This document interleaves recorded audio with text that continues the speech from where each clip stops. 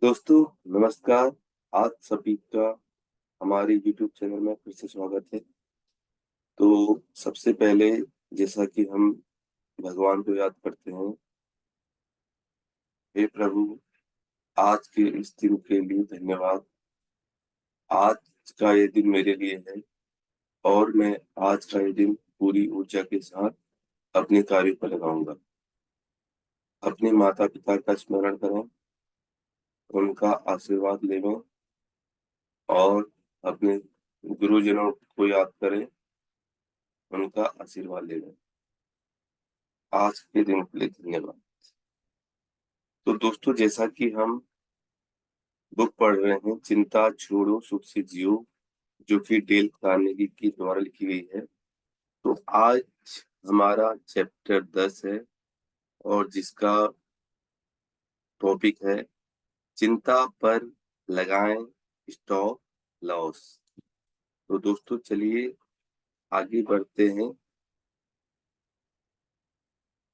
किसी वस्तु की कीमत को मैं जीवन की मात्रा का नाम देना चाहूंगा, जो उसके बदले में तत्काल या लंबे समय में चुकाई जाती है। आप यह जानना चाहेंगे कि शेयर बाजार में पैसा कैसे कमाया जाता है।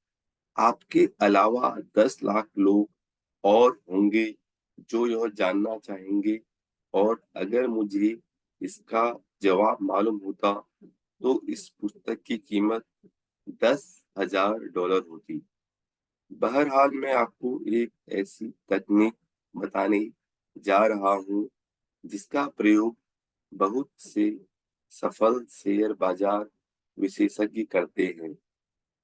यह प्रसंग मुझे निवेश सलाहकार चार्ल्स रॉबर्ट्स ने सुनाया था जब मैं पहली बार टेक्सास से न्यूयॉर्क आया।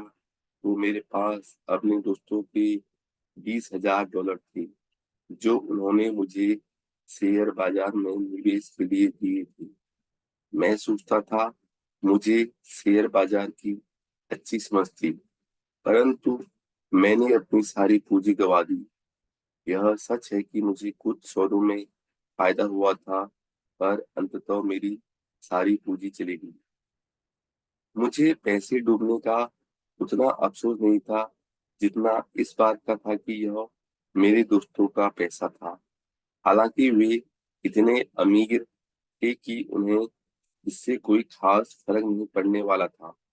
इस प्रयास के इतने दुर्भाग्यपूर्ण अंत के बाद मुझे उनका सामना करने में डर लग रहा था, पर मुझे हैरत हुई जब उन्होंने इसे बहुत अच्छे तरीके से लिया और आशावादी नजरिए का परिचय दिया।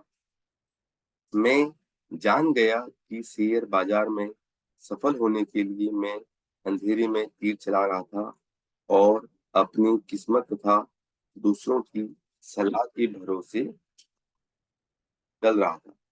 मैं शेयर बाजार अनाड़ीपन का परिचय दे रहा था। मैंने अपनी गलतियों के बारे में सोचना शुरू किया और यह फैसला किया कि शेयर बाजार में दोबारा कदम रखने से पहले मैं यह पता लगाने की कोशिश करूंगा कि यह कैसे कार्य करता है। इसलिए मैंने शेयर बाजार के बेहद सफल विशेषज्ञ बल्टन एस कैसलेस को खोजा और उनसे उनसे परिचय बढ़ाया। मेरा विश्वास था कि मैं उनसे काफी कुछ सीख सकता था, क्योंकि सफल निवेशक के रूप में उनकी प्रतिष्ठा हर साल बढ़ती जा रही थी और मैं जानता था कि इस तरह का करियर सिर्फ भाग्य या किस्मत का परिणाम नहीं हो सकता। उन्होंने मुझसे कुछ सवाल पूछे। मैं किस तरह शेयर की खरीद फरोख्त करता था, और फिर उन्होंने मुझे एक ऐसा सिद्धांत बताया जो मेरे हिसाब से शेयर बाजार का सबसे महत्वपूर्ण सिद्धांत है। उन्होंने कहा, मैं हर शेयर खरीदते समय उस पर स्टॉप लॉस का ऑर्डर लगा देता हूँ।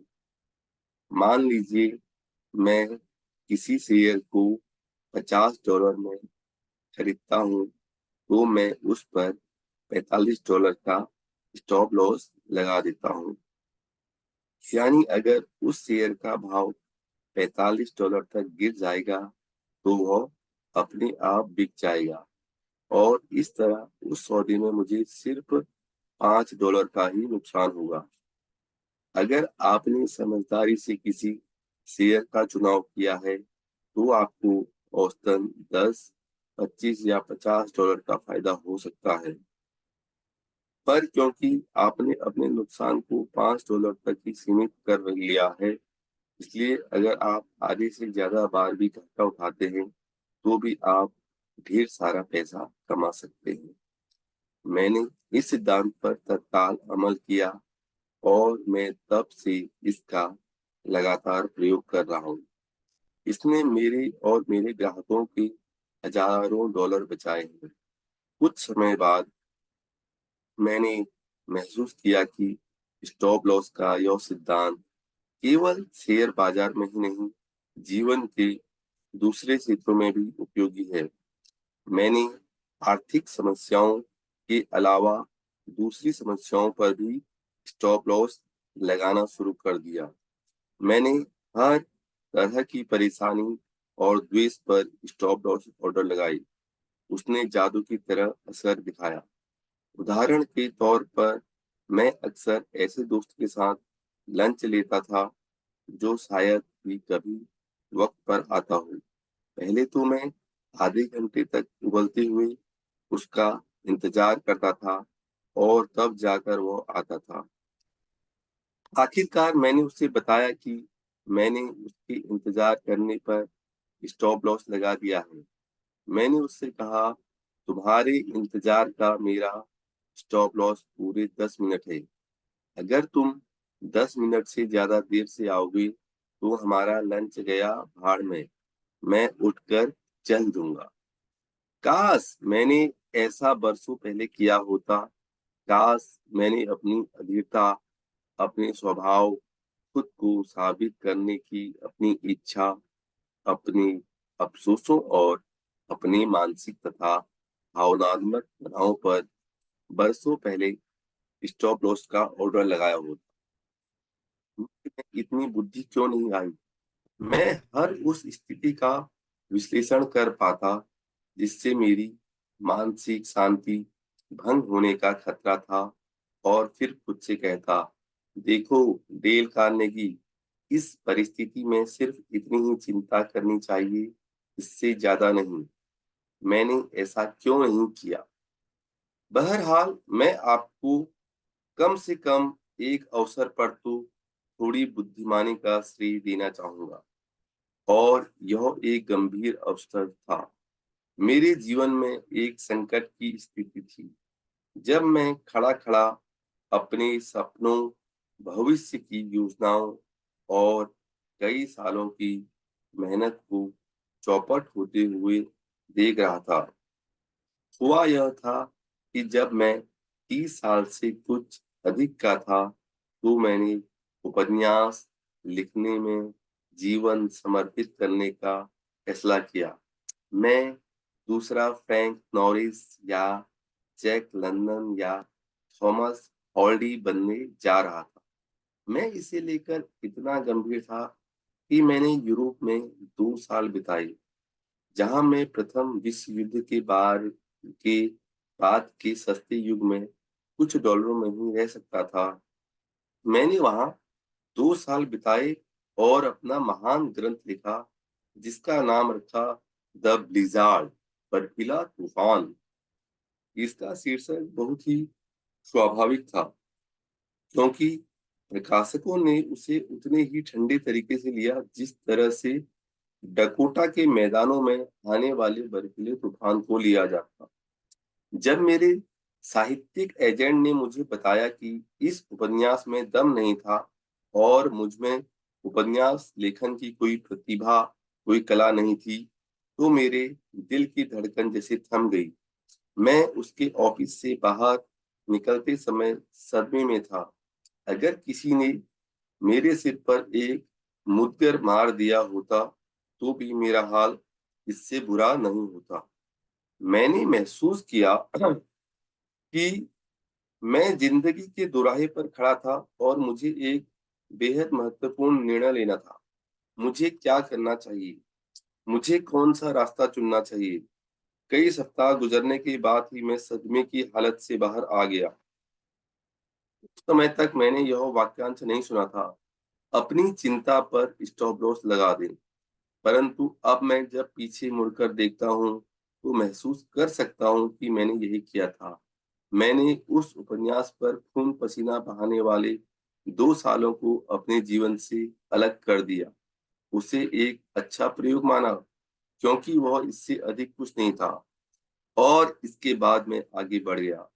मैं व्यस्त शिक्षा की कक्षाओं को चलाने तथा पढ़ाने के अपने कार्य पर वापस लौट आया और खाली समय में मैंने जीवनियाँ लिखी।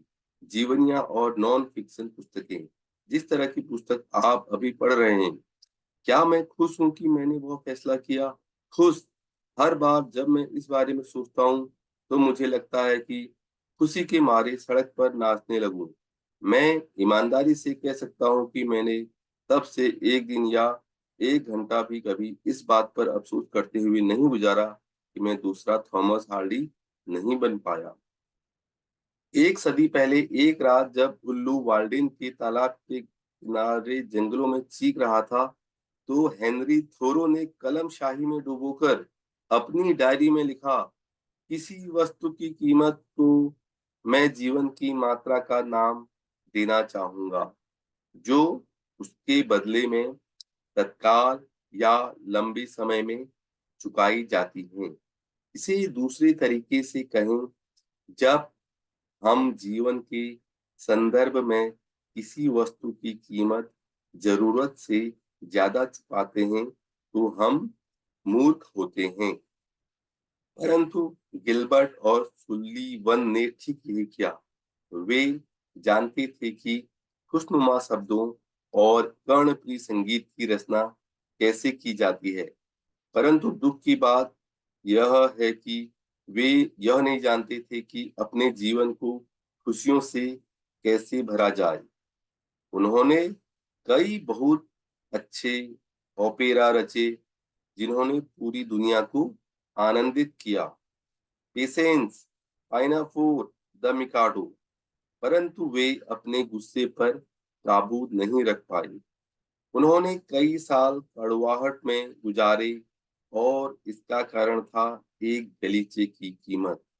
उन्होंने जो थिएटर खरीदा था, उसके लिए सुलीवन ने एक नई गलीचे का ऑर्डर दिया। जब गिलबर्ट ने बिल देखा, तो वह भड़क गया। तो वे अदालत में गए और उन्होंने जिंदगी भर एक दूसरे से बात नहीं की। जब सुलीवन किसी नई रचना के लिए संगीत तैयार कर लेता था, तो वह डाक से उसे गिलबर्ट के पास भिजवा देता और जब गिलबर्ट गीत लिख लेता था, तो वह उसे सुलीवन के पास भिजवा देता। एक बार उन्हें मंच पर इकट्ठे आना पड़ा। वे दोनों मंच के अलग-अलग कोनों पर खड़े होकर दूसरी दिशा में अभिवादन कर रहे थे, ताकि उन्हें एक दूसरे की शक्ल न देखना पड़े। उनमें इतनी समझदारी नहीं थी कि वे अपने द्वेष पर स्टॉप लॉस ऑर्डर लगाते, जैसा लिंकन ने किया था। एक बार गृह युद्ध के दिनों में जब लिंकन के कुछ दोस्त उसके कटु शत्रुता की भर्त्सना कर रहे थे, तब लिंकन ने कहा, आप में व्यक्तिगत द्वेष की मात्रा मुझसे अधिक है। शायद मुझ में यह बहुत कम है, पर मुझे लगता है कि इससे कोई फायदा नहीं होता। किसी मनुष्य के पास इतना समय नहीं होता कि वह अपना आधा जीवन लड़ाई करने में बर्बाद कर दे। अगर कोई व्यक्ति मुझ पर हमला करना छोड़ देता है, तो मैं उसके अतीत के बारे में पूरी तरह भूल जाता हूँ। काश मेरी बूढ़ी आंटी, एडिथ आंटी में लिंकन के समान क्षमाशील होती। वे और फ्रैंक एंकल अंकल एक गिरवी रखे हुए फार्म पर रहते थे जो कॉकरोचों से भरा था और जिसकी जमीन बंजर और ऊबड़-खाबड़ थी। उनका जीवन मुश्किलों से भरा था। उन्हें पाई-पाई बचानी ही थी, परंतु एडिथ आंटी को अपने साधारण घर को चमकाने के लिए कुछ पर्दे और अन्य छुट-पुट सामान खरीदना पसंद था। उन्होंने मैरीविले, मिसूरी में डैन एवरसोल्ट के ड्राई गुड्स स्टोर से उधारी पर यह विलासिता का सामान खरीद लिया। फ्रैंक अंकल को कर्ज की चिंता हुई। हर किसान की तरह वे भी कर्ज से घबराते थे। इसलिए उन्होंने गोपनीय रूप से डैन एवरसोल को कह दिया कि वह उनकी पत्नी को उधार सामान देना बंद कर दें। जब आंटी ने यह सुना तो उन्होंने तूफान मचा दिया और वह इस घटना के 50 साल बाद भी तूफान मचा रही थी।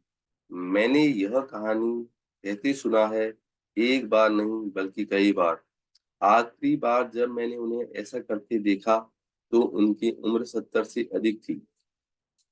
मैंने उनसे कहा, एडिथ आंटी, माना कि फ्रैंक अंकल की गलती थी कि उन्होंने आपको नीचा दिखाया, परंतु क्या आपको सचमुच नहीं लगता कि 50 साल पुरानी घटना के लिए इतनी शिकायत करना उससे भी ज्यादा गलत है?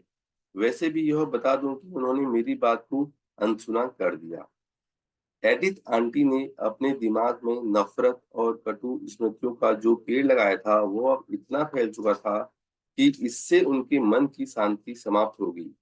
जब बेंजामिन फ्रैंकलिन 7 साल के थे, तो उनसे एक गलती हो गई।